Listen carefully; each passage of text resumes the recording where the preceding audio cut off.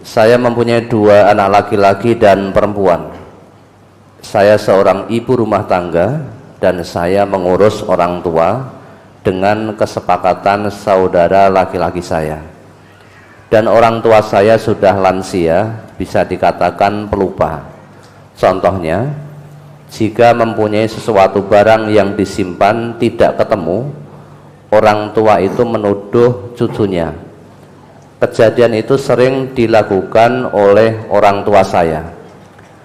Saya sebagai anak yang mengurusnya memberitahu kalau anak saya tidak mengambilnya.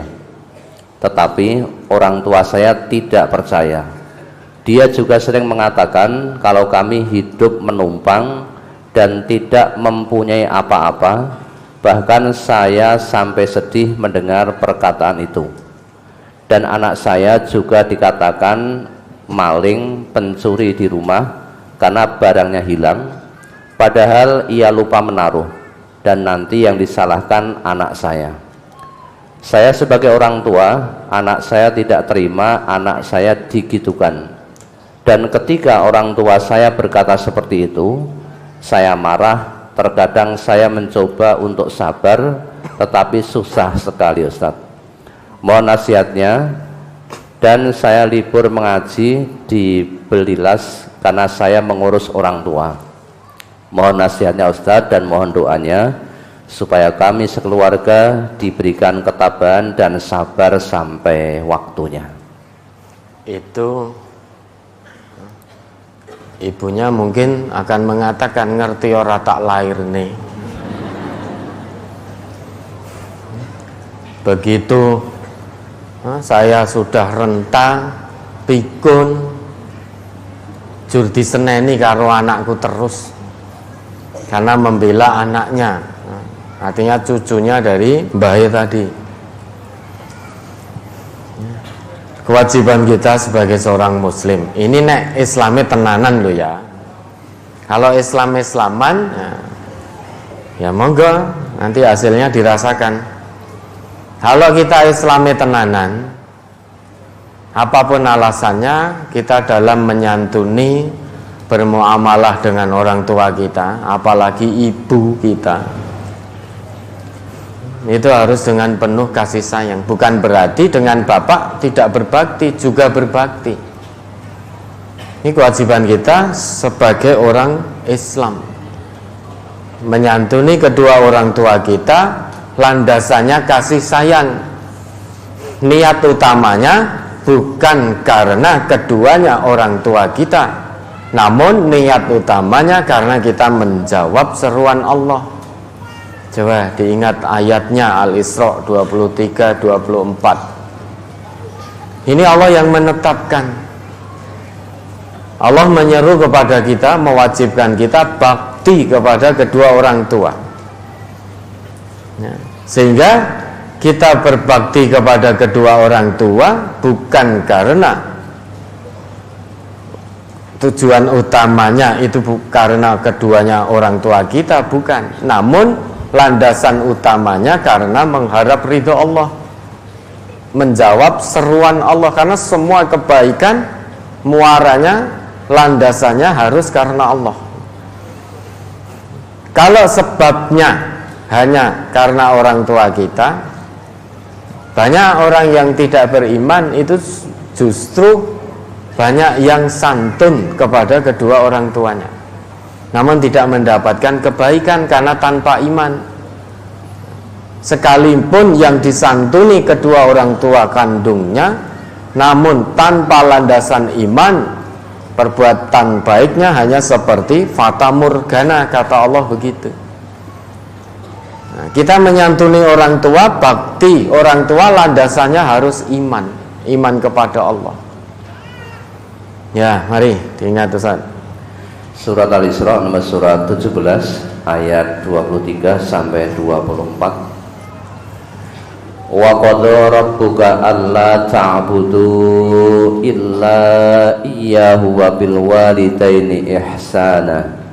Imma yablughanna 'indakal kibara ahaduhuma aw kilahuma fala taqul lahumā uff fala taqul lahuma uffin wa la tanharhuma wa qul lahuma qawlan karima wakhfid lahuma janahad dhulli minar rahmati wa qur rabbirhamhuma kama rabbayani shaghira. Dan Tuhanmu telah memerintahkan agar kamu jangan menyembah selain Dia, dan hendaklah berbuat baik kepada ibu bapak. Jika salah seorang di antara keduanya atau kedua-duanya sampai berumur lanjut dalam pemeliharaanmu, maka sekali-kali janganlah engkau mengatakan kepada keduanya perkataan dan janganlah engkau membentak keduanya, dan ucapkanlah kepada keduanya perkataan yang baik, dan rendahkanlah dirimu terhadap keduanya dengan penuh kasih sayang, dan ucapkanlah, wahai Tuhanku, sayangilah keduanya sebagaimana mereka berdua telah mendidik aku pada waktu kecil. Allah telah mewajibkan pada hambanya yang telah ngaku iman agar jangan menyembah kecuali hanya kepada Allah. Ini yang pertama. Setelah perintah itu langsung datang perintah dari Allah, kewajiban dari Allah kepada kita berbakti kepada kedua orang tua. Sehingga kalau kita mau menelaah dengan hati yang bening, perintah bakti kepada kedua orang tua, wajib bakti kepada kedua orang tua, sekalipun orang tua kita beda akidah, kita sebagai seorang muslim wajib berbakti. Perintah ini disandingkan oleh Allah dengan perintah jangan menyembah kecuali hanya kepada Allah. Sehingga perintah bakti kepada orang tua ini menjadi perintah atau perkara yang sangat besar di hadapan Allah. Sama besarnya dengan menyembah hanya kepada Allah. Maka orang yang beriman mengakunya nyembah Allah kok tidak bakti dengan kedua orang tuanya. Apalagi tadi dikatakan orang tuanya sudah pikun. Lah kok marah-marah, membentak-bentak. Padahal di ayat ini kalau kita ngaku beriman, Allah melarang fala taqul lahuma uff. Berkata saja itu tidak boleh oleh Allah. Atau mencep, itu juga tidak boleh. Masa sampai marah, sampai bentak-bentak gara-gara anaknya dikatakan oleh orang tuanya maling karena orang tuanya lupa naruh barang, karena sudah pikun. Lawang sudah pikun. Ayat ini saja, jika imma yablughanna indakal kibara ahaduhuma aw kilahuma fala taqul lahuma uff. Jika salah satu dari keduanya atau kedua-duanya berada di usia lanjut dan dalam pemeliharaanmu, usia lanjut loh ya, usianya sudah sepuh, lanjut, kesehatannya menurun, fisiknya sudah tidak seperti dulu, apa-apa harus dilayani, itu saja kita bermuka masam mengatakan tidak boleh. Apalagi sampai membentak, ini usia lanjut belum pikun. Apalagi kalau sampai pikun, sudah usia lanjut tambah pikun, maka tetap rendahkan dirimu di hadapan keduanya. Karena biar bagaimanapun kedua orang tua kita atas izin Allah menjadi perantara lahirnya kita ke dunia. Tanpa orang tua, misalnya orang tua ora polah, ini saya tidak lahir. Sehingga kedua orang tua ini atas ridho Allah menjadi sebab lahir kita, menjadi sebab keberadaan kita di dunia ini.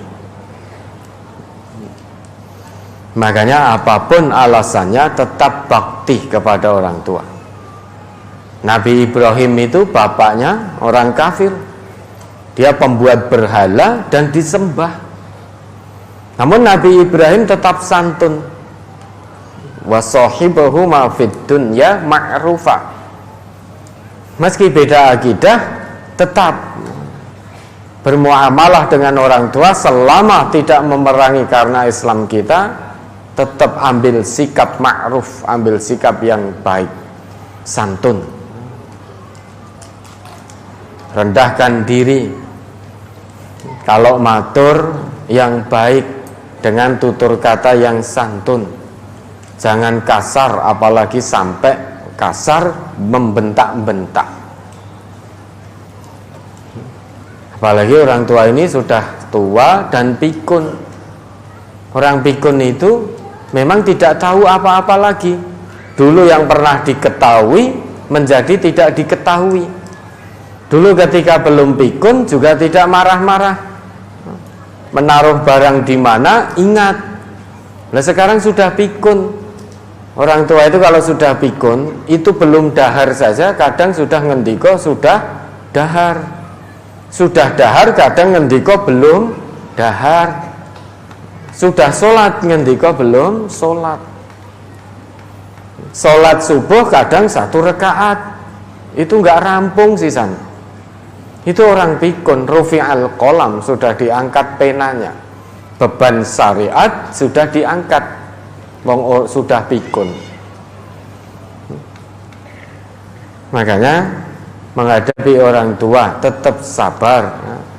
Apalagi ini sudah pikun. Kata Allah, orang pikun itu dia menjadi tidak tahu apa yang dulu pernah diketahui.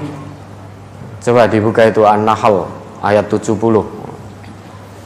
Wallahu khalaqakum summa yatawaffakum wa minkum man yuraddu ila ardalil umuri likai la ya'lama ba'da ilmin syai'ah. An-Nahl ayat 70. Surat An-Nahl nomor surat 16 ayat 70. Wallahu khalaqakum summa yatawaffakum wa minkum may yuraddu ila arzalil umri likai la ya'lama ba'da ilmin syai'ah innallaha alimun qadir. Allah menciptakan kamu, kemudian mewafatkan kamu, dan di antara kamu ada yang dikembalikan kepada umur yang paling lemah, yakni pikun, supaya dia tidak mengetahui lagi sesuatu pun yang pernah diketahuinya. Sesungguhnya Allah Maha Mengetahui lagi Maha Kuasa. Ya kan? Allah yang menciptakan kita kemudian mematikan kita. Di antara kita ada yang dikembalikan dalam keadaan selemah-lemah usia, dalam arti pikun. Yang dulu tahu apa-apa sekarang menjadi tidak tahu. Dulu yang diketahui tiba-tiba menjadi tidak diketahui. Bahkan dengan anaknya sendiri mungkin juga sudah lupa. Wong itu keadaan pikun. Masa iya panjenengan marah-marah? Nah, tadi minta mohon bagaimana supaya bisa bersabar. Ingat ya, sabar itu tanpa batas di hadapan Allah. Kalau ada istilah sabar kan ono watese, itu istilah kita manusia yang sejatinya tidak mau untuk bersabar. Kalau masih ada batasnya, itu bukan sabar. Kenapa? Kalau sabar di hadapan Allah itu ada batasnya, niscaya Allah tidak perintahkan hambanya yang beriman untuk bersabar. Kalau sabar ada batasnya. Bukti bahwa sabar itu di hadapan Allah tidak ada batas, maka Allah turunkan ayatnya, turunkan perintahnya kepada hambanya yang beriman, minta tolong pada Allah yang namanya sabar. Ya ayyuhalladzina amanu sta'inu bis sabri wassalah. Dalam ayat itu sabar disebutkan pertama mendahului sholat. Allah tidak sebutkan ya ayyuhalladzina amanu sta'inu bis sholati was sabri, bukan. Namun ya ayyuhalladzina amanu sta'inu bis sabri was shalah. Innallaha ma'as sabirin. Kenapa sabar dulu yang disebutkan, baru kemudian sholat? Untuk bisa istiqomah mendirikan sholat, baik tata pelaksanaannya maupun fungsi sholatnya, itu butuh kesabaran. Kesabaran ini tanpa batas. Batasnya kapan?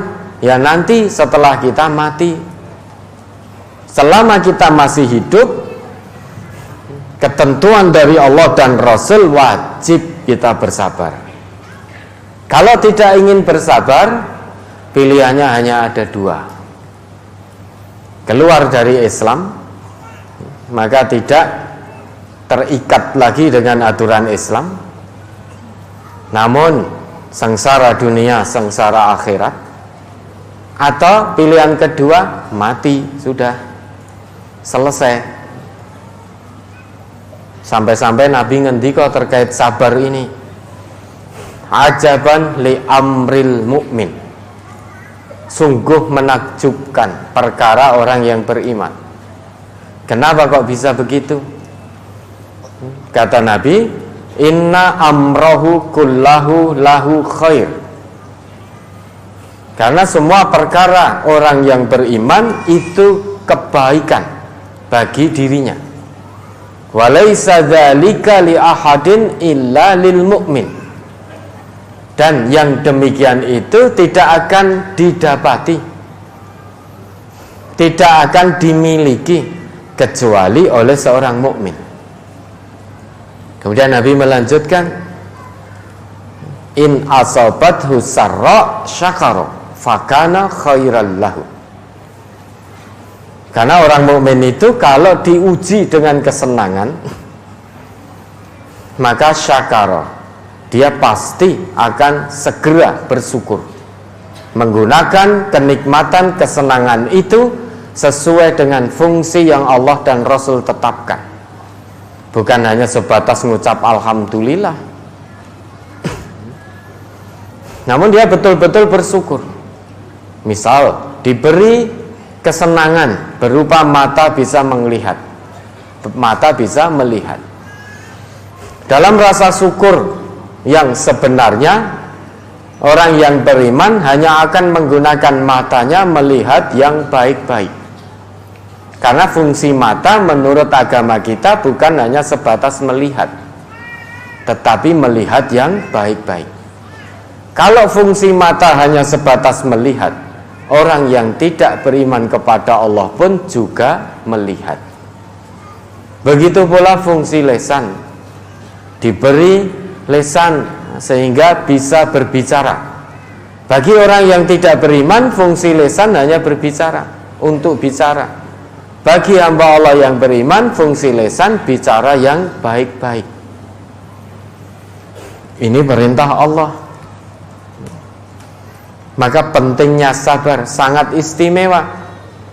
Sampai-sampai Allah berjanji akan membersamai hambanya yang bersabar.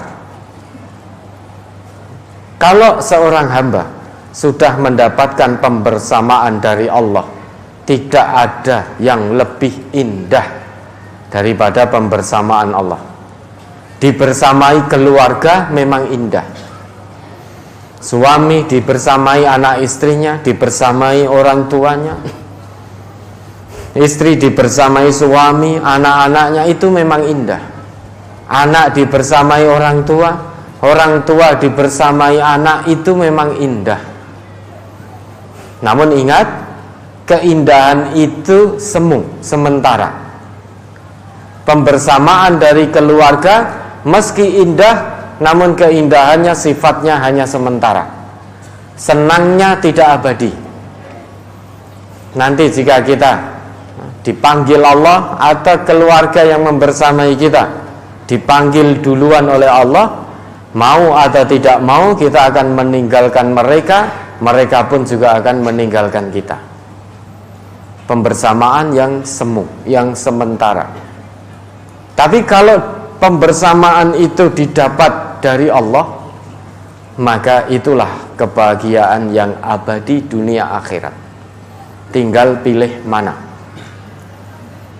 Pilih kedua-duanya. Maka menghadapi orang tua tetap sabar, landasannya santun, landasannya iman dan takwa kepada Allah, karena itu perintah Allah. Jangan sampai marah apalagi membentak.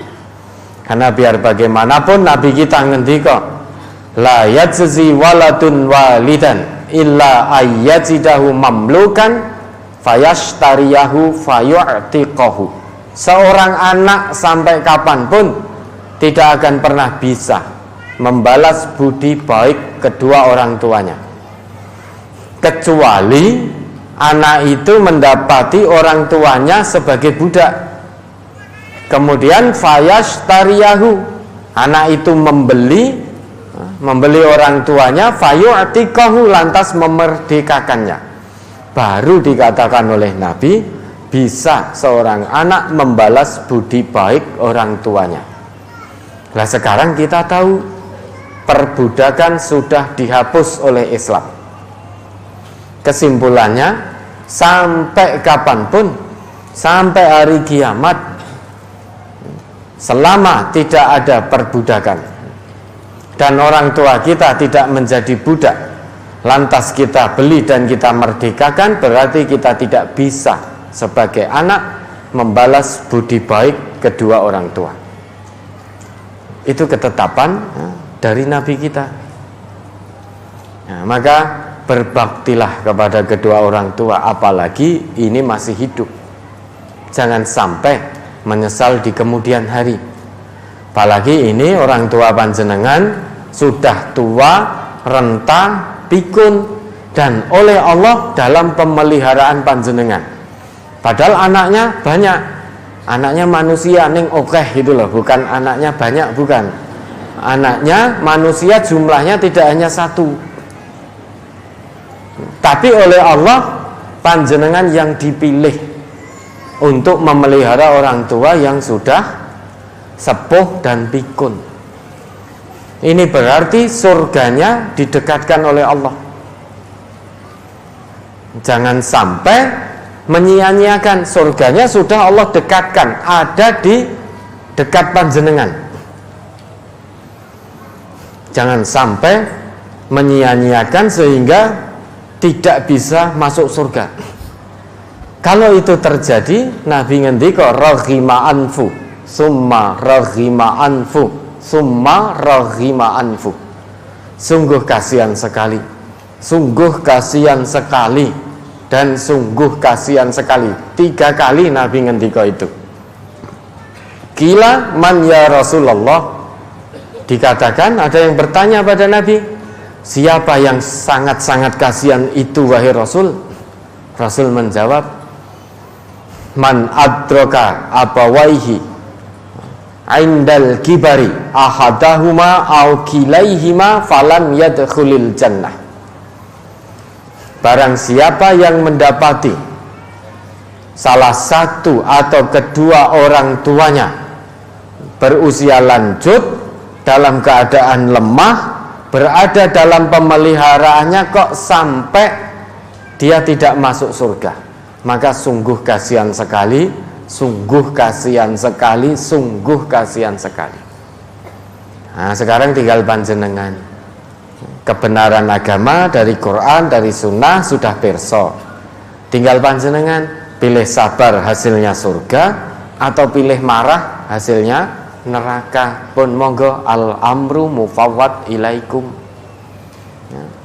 i'malu ma syi'tum.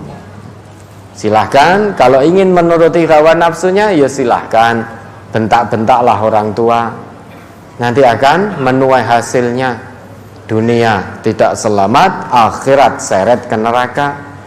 Sabar menghadapi orang tua, santun, kasih sayang, meski bagi kebanyakan orang membosankan, merasa terbebani, ingat itu jalan ke surga. Ya, ada lagi.